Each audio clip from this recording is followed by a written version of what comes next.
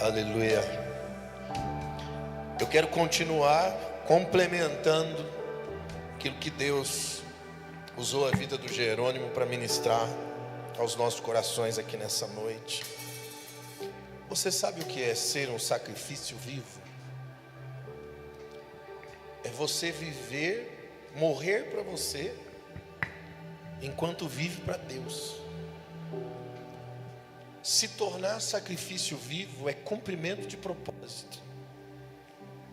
Só que você não cumpre o propósito se primeiro você não entender a sua identidade. É nessa ordem: identidade, propósito e destino. Você não vive o destino sem entender o propósito. E você não entende o propósito sem primeiro ter uma identidade. E eu quero falar, porque às vezes aqui uma mensagem como essa que o Jerônimo pregou é muito bom, e nós choramos, nós nos entregamos, nós reconhecemos essa verdade, mas na prática parece que é meio difícil que isso aconteça, porque nós precisamos dos caminhos no nosso entendimento para que possamos viver o propósito e cumprir o destino. Abra sua Bíblia comigo. Eu quero ler um texto que está na carta de Hebreus, capítulo 8, versículo de número 10.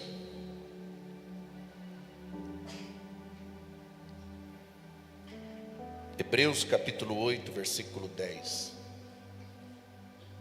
Glória a Deus. Todos acharam? Amém? Está aqui no telão também.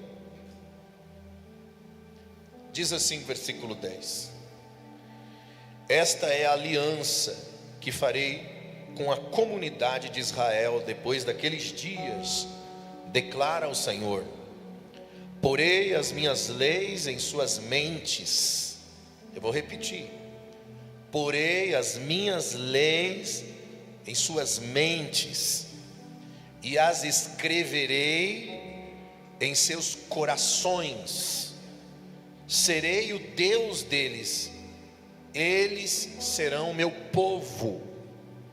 Amém? Você sabia que o autor de Hebreus, ele está citando uma profecia de Jeremias, e ele está entendendo que essa profecia se cumpriu em Cristo. Jeremias capítulo 31, versículo 33, são as mesmas palavras de Hebreus 8:10. Esta é a aliança que farei com a comunidade de Israel depois daqueles dias. Porei a minha lei no íntimo deles e as escrevereis nos seus corações. Eu serei o Deus deles e eles serão o meu povo. Essa palavra se cumpriu em Jesus. Pode se assentar, fica à vontade. A lei não mais escrita em tábuas, não mais escrita em pedras, mas a lei escrita no nosso coração e no nosso entendimento. Isso nos dá clareza de propósito, isso também nos dá clareza de destino. Por isso que você nunca vai ser um sacrifício vivo se primeiro você não entender a sua identidade. E uma das coisas mais importantes que a igreja precisa entender hoje é que o evangelho, ele não existe para ditar um padrão de comportamento, ele não existe para isso, mas ele existe para estabelecer uma cultura, uma forma de pensamento. E a gente aprendeu a vida inteira que é para mudar comportamento. Então eu vou para a igreja, eu ouço o evangelho para me moldar a um comportamento, e não é isso. Sabe por que as pessoas não conseguem manter o padrão de comportamento? Muitas delas começam muito bem, muitos de nós mudamos muitas coisas, mas não conseguem manter esse padrão de comportamento que nós mudamos quando entramos para a igreja.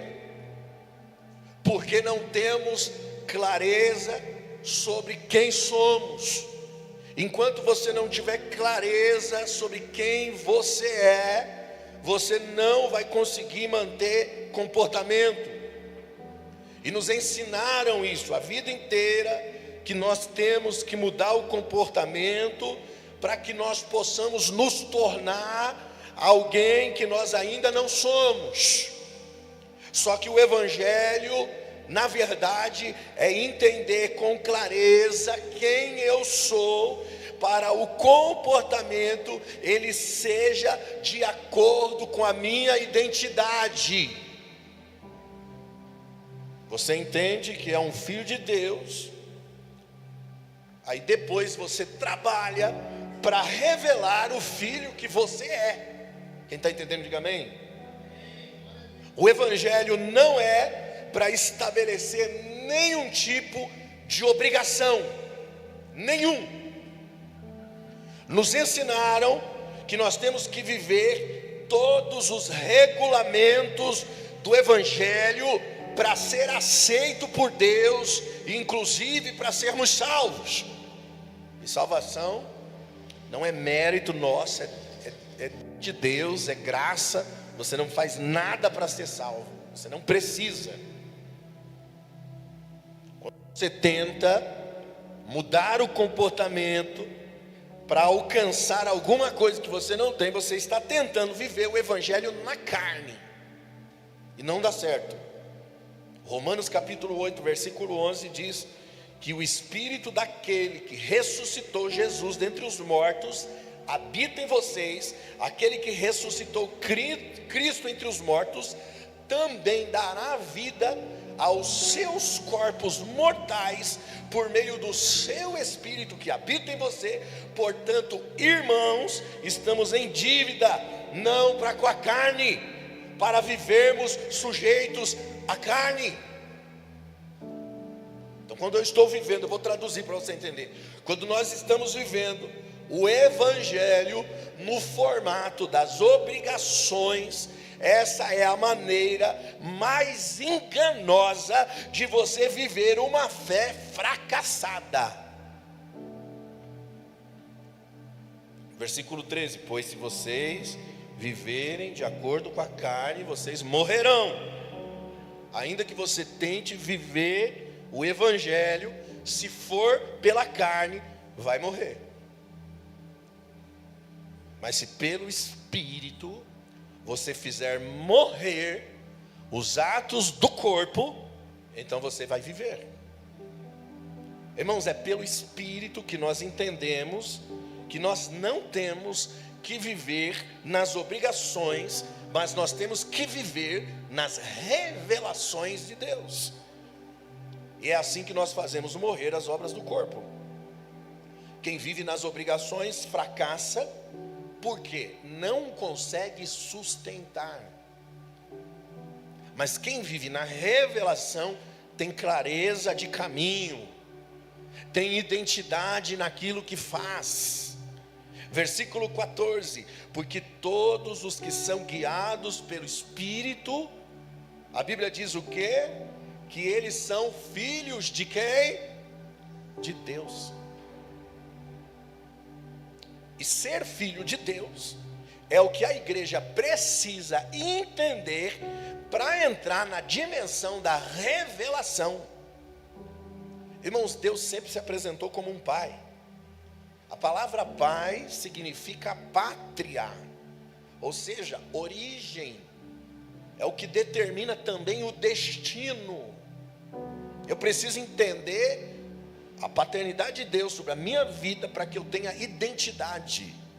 Olha o versículo 15: pois vocês não receberam um espírito que vos escravize novamente para temer, mas vocês receberam um espírito que vos adota como filhos, por meio do qual nós clamamos Abba Pai. O próprio Espírito testifica, testemunha no nosso espírito que nós somos os filhos de Deus. E se somos os filhos de Deus, então somos herdeiros, herdeiros de Deus, co-herdeiros com Cristo. E se de fato participamos dos seus sofrimentos, para que também possamos participar da sua glória. Perceba que Paulo faz uma diferenciação usando o termo escravidão e adoção. Nós não somos escravos, mas fomos adotados. O espírito de escravo é aquele que sente medo. Irmãos, existem duas formas de você viver a fé: de você enxergar na sua vida a fé. Ou você se vê como servo, ou você se vê como filho. E a única forma de você chegar ao fim da vida, dizendo como o apóstolo Paulo disse: terminei a carreira, guardei a fé, combati o bom combate, cumpri o propósito da minha vida. A única forma de você terminar cumprindo o destino, vivendo o propósito, a única forma, independente das circunstâncias difíceis, as guerras, os combates que possam vir de forma circunstancial na sua história, é se você estiver pensando como filho e não como escravo. Porque se você pensar como servo, mesmo que você obtenha sucesso na sua vida, você vai terminar com a sua vida fracassada. Por quê? Porque o escravo, quanto mais sucesso tem na sua vida, o escravo, ele pensa que é merecedor demais. E a coisa mais ruim que pode acontecer a um escravo é ele fazer tudo certinho e no fim ele achar que merecia mais. Sabe onde está o fracasso?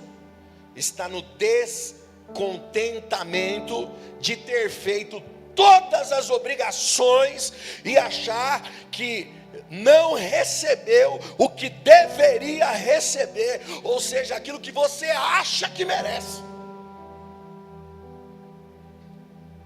E aí você se torna insaciável.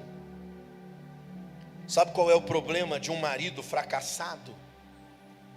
Não é uma esposa difícil, mas é achar que por ele ser bom demais, merecia uma mulher melhor. Sabe qual é o problema de uma esposa fracassada? Não é um marido ruim, mas ela achar que ela é tão boa, que ela merecia um marido melhor. Onde é que você acha que começam os adultérios? Na visão elevada de si mesmo, e aí você acha que merece mais do que aquilo que você já tem. Um filho infeliz é aquele que, por ter feito todas as suas obrigações, ele acha que merece pais melhores. Um pai e uma mãe infeliz é aquele que, por pensar ter dado o melhor na criação dos seus filhos, ele acha que merecia filhos melhores. É por aí que vai. Um obreiro infeliz é aquele que acha que fez todas as suas obrigações como servo na igreja e merecia uma igreja que o tratasse melhor. Esse é o obreiro fracassado. Essa é a síndrome de Lúcifer. Antes do diabo ser Satanás, ele era anjo de luz. Ele era o Lúcifer. Ezequiel 28:12 diz: assim diz o Senhor sobre ele: tu és o sinete da perfeição, cheio de sabedoria e de formosura. Você sabe o que é o sinete da perfeição? É tipo um selo de qualidade. O cara era tão perfeito que o padrão de qualidade de tudo que se fazia no céu era ele. Ele era o sinete da perfeição. E ele era tão bom naquilo que fazia, porque a Bíblia diz que havia perfeição, sabedoria, formosura. Então um dia ele pensou: eu mereço mais. Ezequiel 28:17: elevou o seu coração por causa da sua formosura, corrompeste a tua sabedoria por causa do seu resplendor. Então lancei-te por terra diante dos reis, te coloquei para que te contemplasse. O diabo só se tornou o diabo porque ele achou que, porque fazia tudo certo e perfeito, merecia mais do que tinha. Pegou aí, irmão? Eu vou repetir para você gravar isso aí. O diabo só se tornou diabo porque, por fazer tudo perfeito e certo, achou que merecia mais. Então escute o que eu vou te dizer: o mal feito não fracassa tanto quando é feito fora das obrigações. Porque quem faz mal feito sem obrigação vai pedir ajuda, vai aprender. Mas o bem feito, feito por obrigação, exige reconhecimento. Então tem apenas dois tipos de pensamento de como você vê a vida. Ou você vê a vida como um servo, ou você vê a vida como um filho. E Paulo mostra essa diferença do escravo e do filho, fazendo analogia sobre o maduro e o imaturo. Gálatas 4:1 ele diz: digo pois que durante o tempo em que um herdeiro é menino, em nada ele tem diferença de um escravo, mesmo que ele seja senhor de tudo, porque está debaixo de tutores e curadores até o tempo determinado pelo pai. Por que o menino, sendo herdeiro, é comparado a alguém que é um escravo? A Bíblia diz que não tem diferença do escravo. Ele é herdeiro, mas porque é menino, não tem diferença nenhuma do escravo. Por que a Bíblia compara o menino a um escravo? Por causa da imaturidade. Meninos imaturos se comportam no formato das obrigações. Não é assim? Isso é muito comum para um escravo, se comportar no formato das obrigações. Quem tem filho em casa aí, irmão? Quem tem filho adolescente em casa? Adolescente, aborrecente, sei lá. Você já pediu para ajudar nos afazeres de casa? Já pediu para o teu filho me ajudar a fazer alguma coisa aqui? Você sabe que se você mandar, você vai ter que refazer o que você mandou ele fazer. Não é assim? Porque se o menino ainda é menino, é imaturo, o que acontece? Faz reclamando e faz de qualquer jeito, porque se vê na obrigação.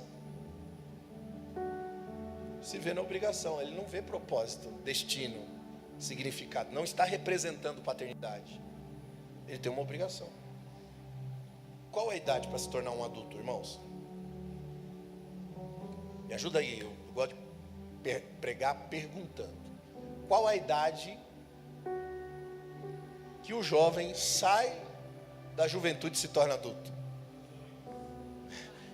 18, 24, hoje a gente está lá para os 40 já, não está não? Tem uns 40 anos aí que às vezes as pessoas estão adolescentes ainda. É ou não é? Eu vou mudar a pergunta então. Com qual idade Jesus deixou de ser menino e se tornou adulto? Com qual idade, gente? 12 anos. Porque com 12 anos de idade, e como é que eu sei? O Jerônimo falou. Ele mostrou que não pensava mais como um escravo, como um menino. Com 12 anos de idade. Está lá em Lucas 2:41, vou ler para você. Todos os anos, seus pais iam para Jerusalém na festa da Páscoa. Quando ele completou 12 anos de idade, eles subiram para a festa, conforme o costume. Terminava a festa, voltando seus pais para casa. O menino Jesus ficou em Jerusalém, sem que eles percebessem, pensando ele que estava entre os seus companheiros de viagem. Caminharam o dia todo, então começaram a procurá-lo entre os seus parentes e os seus conhecidos. Não encontrando, voltaram para Jerusalém para procurá-lo. Depois de 3 dias, encontraram ele na onde? No templo, sentado entre os mestres, ouvindo-os e fazendo-lhes perguntas. Todos os que ouviam ficavam maravilhados com o seu entendimento e com as suas respostas. Aqui Jesus mostrou que não pensava mais como menino. Agora eu vou fazer outra pergunta. Biologicamente, com que idade o ser humano já tem o seu sistema reprodutor funcionando? Vou traduzir. Com que idade a menina menstrua? Com que idade o menino ejacula? Me ajuda aí, gente. 12. Então, com 12 anos, o ser humano deixa de ter uma necessidade e ele passa a carregar uma virtude, porque a menina já tem útero para gerar, já está pronto para gerar vida, e o menino já tem semente, então eles já carregam uma virtude. Você sabia que essa é a idade da maturidade, só que nós estamos vivendo a disfunção. Por isso que hoje a gente tem pessoas de mais de 40 anos pensando como menino. O cara está com 40 anos, morando na casa da mãe, jogando videogame, sem compromisso nenhum com a vida. Tem um monte por aí. Porque pensa e continua trabalhando no formato das obrigações, esperando reconhecimento em tudo aquilo que se faz. Quem trabalha e vive esperando reconhecimento em tudo que faz, independente da idade, é menino. Pode ter 40, 50, 60, 80 anos, é menino no entendimento. Agora, quem para de trabalhar a partir das obrigações e entende sua origem, qual que é a sua origem? Eu sou filho. Aí você vai viver a sua vida para cumprir um legado, um propósito. Isso é adulto. Por que que a gente trata jovens de 12 anos de idade como se fossem meninos? Por quê? Porque nós ensinamos os nossos filhos se comportarem no formato das obrigações e não se comportarem como filhos. Esse é o nosso erro. Ensinamos os nossos filhos que eles precisam fazer alguma coisa para se tornar aquele que eles não são. No lugar de nós ensinarmos os nossos filhos a entender e acreditar na pessoa que eles já são. Já são. E não importa o tempo de crente, o cargo que você tem na igreja, se você faz as coisas esperando reconhecimento, você faz na obrigação e você é menino. Mas se tudo que você faz porque você entendeu quem você é e o que você faz para revelar quem você é como filho de Deus. Mesmo que você seja jovem. Já percebeu que a igreja tem formado meninos velhos no lugar de formar jovens adultos? Velhos que continuam pensando como escravos e jovens que continuam pensando como meninos. Olha o que aconteceu quando os pais de Jesus encontrou Jesus. Versículo 48 de Lucas 2. Quando seus pais o viram, ficaram perplexos. Sua mãe lhe disse: filho, por que você fez isso com a gente? seu pai e eu estávamos aflitos à sua procura. Ele perguntou: por que vocês estão me procurando? Não sabiam que eu estava na casa do meu pai? Mas eles não compreenderam nada. Versículo 52. E Jesus ia crescendo em sabedoria, em estatura, em graça diante de Deus e diante dos homens. Quanto tempo demorou para os pais de Jesus encontrar Jesus, gente? Quanto tempo? Vocês prestaram atenção no texto? 3 dias. Versículo 46. Depois de 3 dias o encontraram no templo. Quanto tempo demorou da morte de Jesus e a ressurreição de Jesus? Quanto tempo? 3 dias. Porque 3 dias é o tempo profético de uma transição de morte e ressurreição. Jesus aqui já não é mais o menino Jesus. Você vê Jesus sendo chamado de menino Jesus antes desse fato. Daqui para frente ele não é mais menino Jesus, ele é Jesus. Porque morreu o menino e surgiu um filho maduro. O que determina um menino é pensar como escravo, e o que determina um filho é dizer: eu estou cuidando das coisas do meu pai. O que determina um filho é dizer: eu estou cuidando das coisas do meu pai. Eu vou traduzir: eu não estou aqui para cumprir as minhas obrigações e ser aceito por Deus. Eu estou aqui para assumir responsabilidade dos propósitos do meu Pai. Não é o direito de receber, mas é a responsabilidade de representar uma pátria, de representar um pai. Com 12 anos, já deveríamos ter essa capacidade, porque a gente já tem semente para reproduzir. A gente já tem semente para reproduzir. Mas isso só irá acontecer se você parar de pensar naquilo que você acha que tem direito, e começar a pensar naquilo que já foi dado a você. Já foi dado. Aí você para de fazer as coisas para receber aquilo que você não tem, e você começa a fazer as coisas que revelam o herdeiro de Deus que você é. Nós precisamos, como pais, parar de ensinar os nossos filhos a viver como pessoas que têm que cumprir obrigações, começar a ajudar os nossos filhos a descobrir o propósito do pai. Um filho não trabalha mais para satisfazer suas necessidades, porque ele pensa a partir da convicção de quem ele é e não da necessidade que ele tem.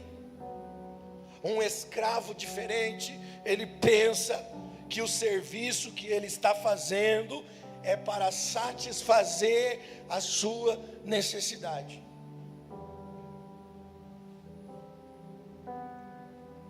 Até quando você sai para trabalhar, a gente precisa trabalhar para sustentar a nossa casa, sim ou não? Mas a Bíblia manda você trabalhar, servir o Senhor, aquele que está sobre você, o seu patrão, como quem serve a Cristo. Porque a Bíblia diz: em verdade é a Cristo que você está servindo. Isso faria toda a diferença.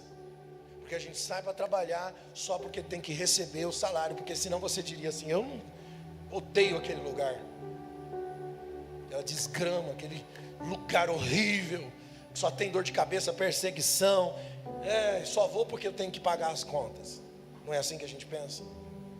Se você tem identidade de propósito, você entende que até o lugar que você trabalha, mesmo recebendo seu salário, você entende que não é pelo salário, mas é pelo cumprimento do propósito. E ali onde você está plantado, você se torna a luz do mundo. Não é pelo salário, é pelo propósito.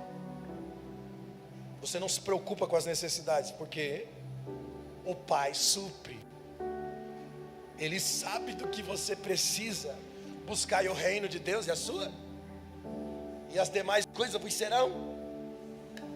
Mas você só caminha com essa cabeça, com esse entendimento, quando você entende sua identidade. Aí você sai para trabalhar feliz. Você vai feliz. Não, mas lá é um inferno, você não sabe como é que é, pastor. Pois é. Não é assim que a Bíblia diz? Que eu vos envio no meio dos lobos. Vai para ser luz, meu amigo, e vai feliz. Você só tem essa capacidade quando você encontra identidade. Porque do contrário, você vai, faz cara feia, briga com todo mundo, você não consegue se relacionar com as pessoas enxergando propósito, você não vive destino, mas aí você vem aqui e quer se comportar como crente, quer se comportar como um cristão, você quer erguer as mãos, você quer chorar, você quer adorar, mas nada disso é autenticado lá fora, porque você não entendeu a identidade. Porque quando você entender a identidade, você vai viver propósito, e isso vai ser autenticado na vida prática. Porque adoração não é o quanto você fica com as mãos levantadas, adoração é o quanto o mundo pode reconhecer a paternidade de Deus na sua vida, olhar para você e dizer: eu vejo Deus em você, porque você é filho, e o filho faz o que vê o pai fazendo.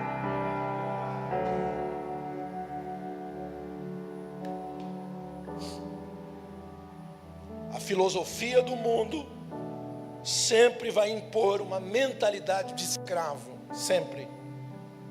Por isso, não deixe mais ninguém te fazer pensar que tudo que você tem que fazer é para alcançar aquilo que você não tem. Sabe esse evangelho coach? Mentalidade de escravo. E você pode até ser um escravo rico, viu? Cheio de dinheiro, e ainda assim um escravo daquilo que te move para alcançar o que você não tem, ou o que você não é. Isso te faz escravo. Você sabia que os animais irracionais cumprem rotina de obrigação para suprir necessidade? O inseto cumpre a rotina. A formiga, inclusive a Bíblia usa a formiga como exemplo, né? Vai ter com a formiga, ó, preguiçoso, porque a formiga trabalha, a abelha trabalha, cumpre rotina para suprir necessidade, até as baratas, meu amigo. Por isso que o ápice da vida é viver como alguém que não tem necessidades. Por isso não faz absolutamente nada por obrigações, mas tudo que você faz por uma identidade de propósito. Isso muda tudo. Um filho de Deus sempre vai agir por propósito e não por interesse. Como é que se corrompe um escravo? Você sabe como se corrompe um escravo? Dando salário para ele. Ele aceita o salário enquanto supre a sua necessidade. Depois ele vai negociar o salário, porque ele está contemplando um mérito maior dos seus interesses.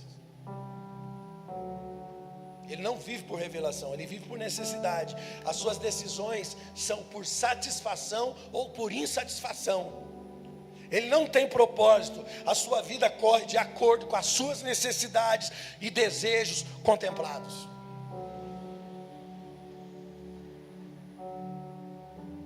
Por isso que a vida de um homem sem propósito é prostituída. É prostituída. O que as pessoas vão fazer no prostíbulo?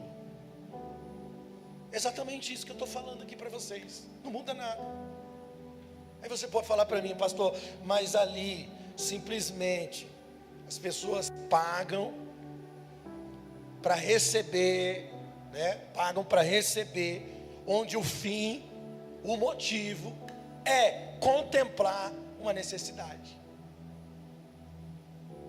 Necessidades satisfeitas, sem propósito alcançado.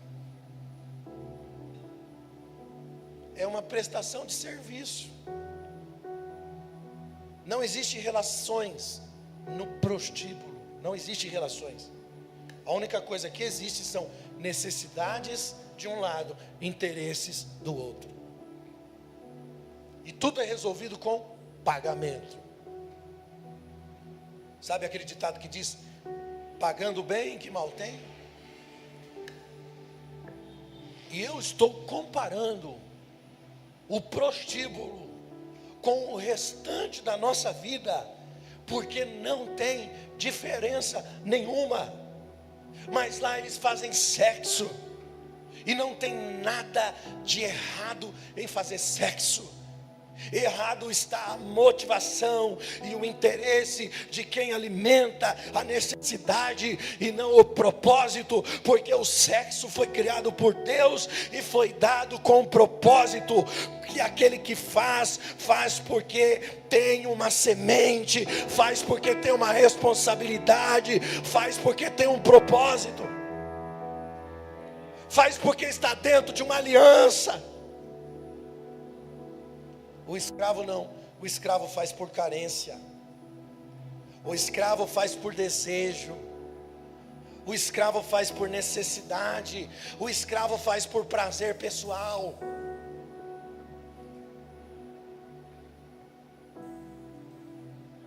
E aliás, eu acredito que a imoralidade sexual ainda é um grande problema para nós dentro da igreja de Deus, porque é um assunto pouco falado ou quase não citado no nosso meio.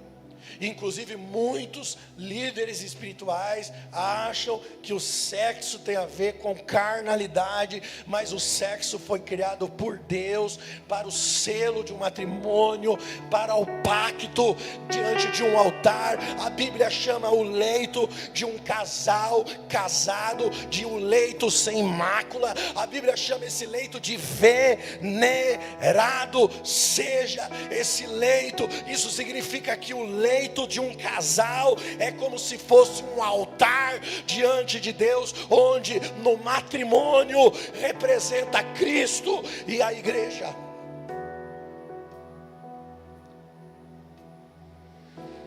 Aí a gente vem para a igreja, mas não perdeu a cultura sexualizada do mundo. Por isso que a gente vive em tentações. Por isso que o sexo dentro do casamento muitas vezes se tornou uma aberração.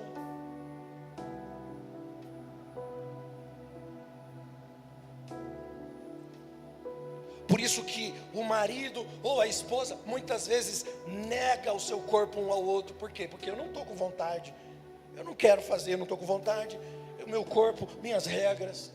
E aí você vai para o texto bíblico, está escrito que o corpo do homem é da mulher, o corpo da mulher é do homem. Não negue um ao outro o seu corpo, está na Bíblia. Mas como é que a gente vai fazer esse negócio? Como é que a gente entende essa loucura? Se você olhar para os princípios bíblicos de Deus sobre relacionamento, todo relacionamento e a base para todo princípio nas relações humanas está no servir.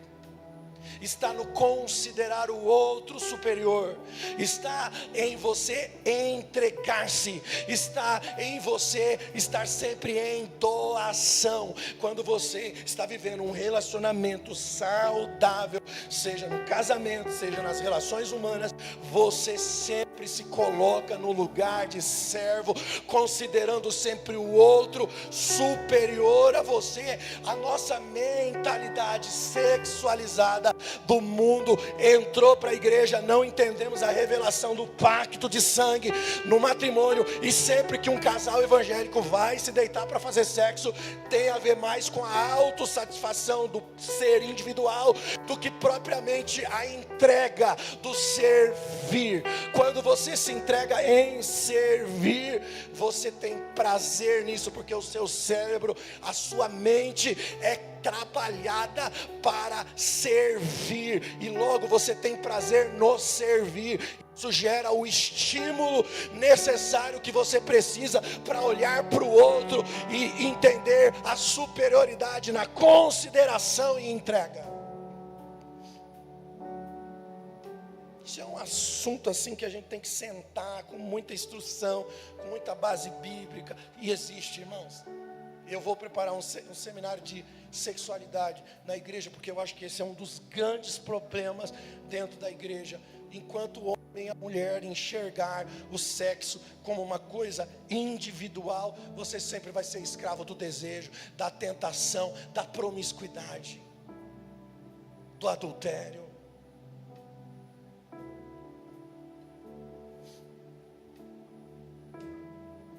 Olha que poderoso. Alguém que trabalha para cumprir o propósito de Deus nunca fica cansado. Não, pastor, não, nunca fica cansado. Escravo fica cansado. Filho não fica cansado. Vamos entender isso. O trabalhador do propósito, ele fica com sono, mas ele não fica cansado. O escravo, ele fica cansado, que até perde o sono, que ele não consegue nem paz para descansar, ele nem dorme, quando dorme parece que não descansou. Alguém está se vendo nisso, irmãos? Porque o cansaço, escute o que eu vou dizer, ele é causado pela expectativa que você tem na vida de salvar alguma coisa na sua individualidade. A gente fica cansado emocionalmente, mentalmente, porque a gente está sempre tentando salvar alguma coisa, e isso nos cansa. O trabalhador do propósito do Pai, ele entrega tudo que tem, por isso ele não termina cansado. Ele termina exausto, mas cansado não. Porque ele não termina o dia como quem está cumprindo obrigações para salvar alguma coisa para si mesmo. Mas ele entrega tudo que tem como quem está vivendo um propósito. Então ele oferece a sua vida como sacrifício vivo, e agora você começa a entender. Um sacrifício vivo, santo e agradável, dando ao Pai um culto racional, um culto real e verdadeiro. E a Bíblia diz, Isaías 40:30, até os jovens se cansam, ficam exaustos, os moços tropeçam e caem, mas aqueles que esperam no Senhor renovam suas forças, voam bem alto como águias, correm e não ficam exaustos, andam e não se cansam. Sabe o que você está cansado? É a prova de que você é um empregado fazendo alguma coisa na expectativa de receber uma outra coisa. E você está cansado.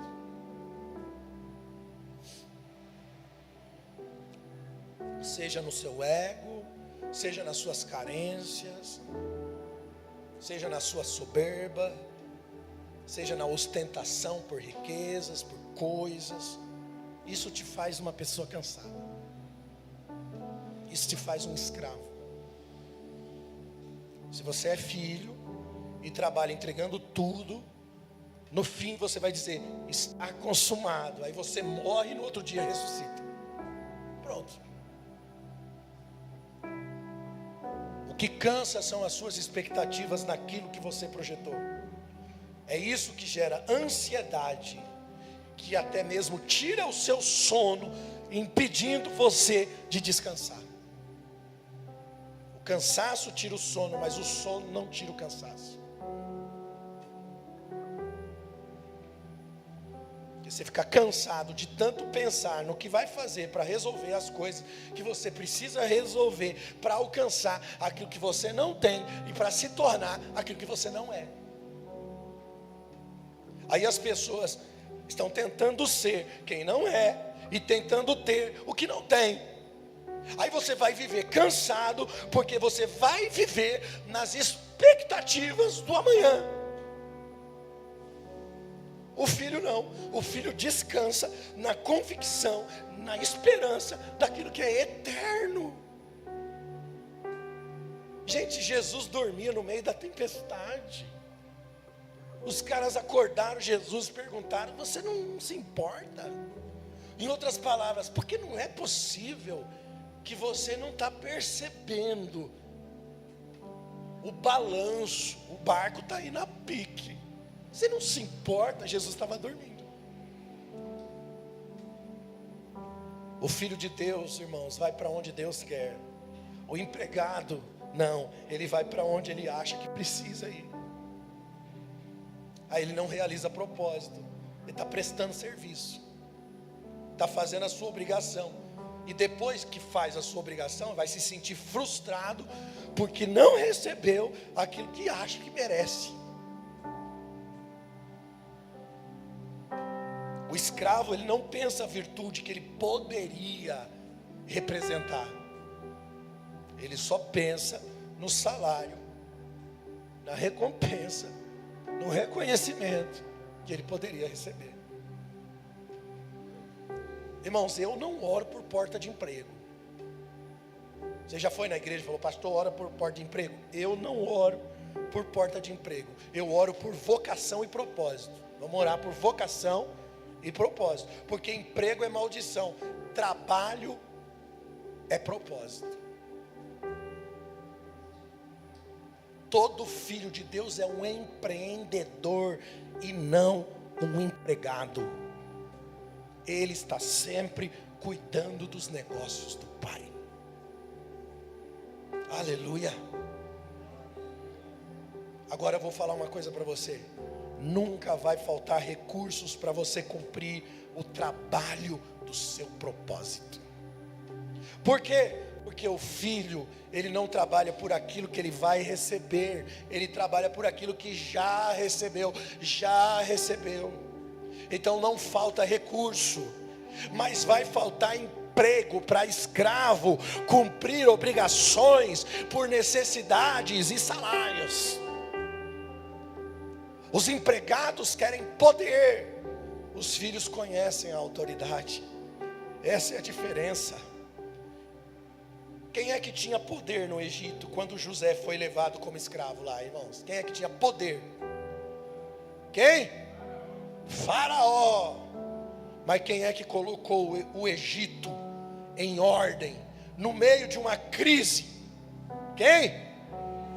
José. Quem é que tinha autoridade aqui? Faraó tinha o poder, mas quem é que tinha autoridade? José. Irmãos, ele nunca foi escravo. Mas ele viveu na casa de Potifar. Mas ele foi para o calabouço. Mas ele nunca foi escravo. Essa é a diferença. Você conhece a sua identidade. A sua vida é um transbordamento. Você não é escravo da ansiedade, do medo, da depressão, das expectativas que você criou na sua vida. Está entendendo? Aqui você está pronto para ser sacrifício, porque você entendeu que não tem nada a ver com você, tem a ver com o eterno. Infelizmente, o evangelho que nós ouvimos hoje, na grande maioria, tem ensinado as pessoas a serem escravos, trabalharem por recompensa, buscarem por recompensa. É atrativo, né? Ajunta a gente, comunica as necessidades. Por isso que eu penso que a igreja precisa ser reevangelizada novamente, porque isso aqui que eu estou pregando para vocês é o que Jesus pregou para os seus discípulos, é o que os apóstolos pregaram nas suas caminhadas missionárias. Eles viviam pelo propósito, por isso que eles tinham prazer até de morrer por amor à causa, era um motivo de honra, de alegria. A gente quer vir aqui na frente dar testemunho da casa própria, do carro zero, da vitória, da bênção, daquilo que a gente alcançou. Isso não é o evangelho. Eu também não estou dizendo que Deus quer que você seja pobre. Eu estou dizendo que Deus quer que você entenda o seu lugar. Que você pode ser um pobre rico, ou você pode ser um rico pobre. Você pode ser um rico escravo e um pobre que é herdeiro de tudo, logo não é pobre. Você está entendendo? Fica de pé. Eu quero orar com você.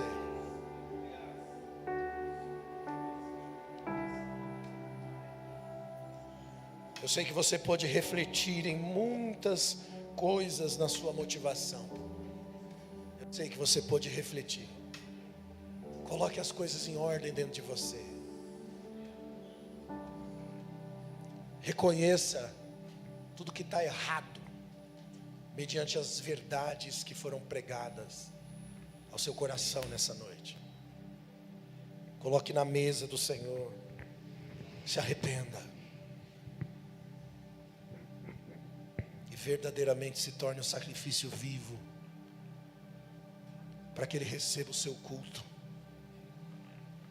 Que esse culto se transforme em cultura. Que os teus filhos vejam, que os seus vizinhos assistam.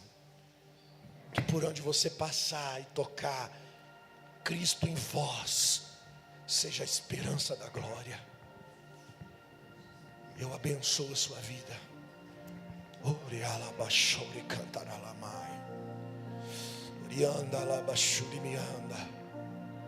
Ah, Deus, nós te adoramos, Rei dos Reis, Senhor dos Senhores.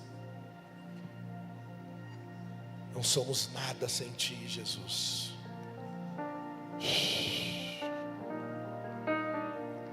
Perdoe a nossa obstinação, Senhor. Perdoe a nossa soberba. Perdoe as nossas inclinações. Perdoe quando nós confundimos isso com a Sua vontade. Perdoe as nossas ostentações, quando muitas vezes nós achamos que é a Sua bênção,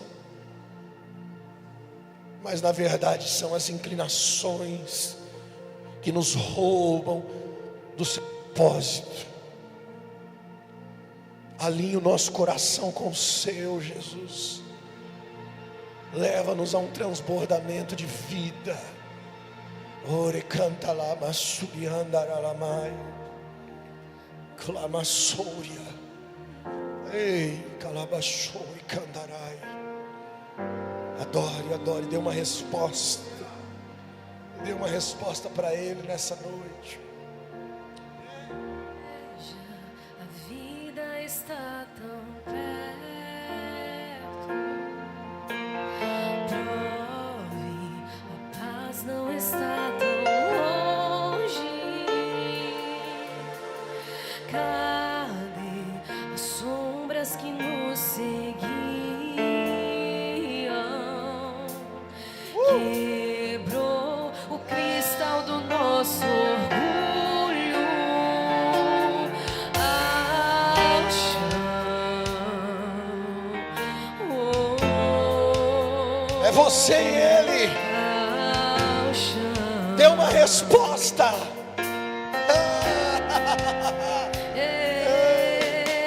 Veja, a vida está tão perto.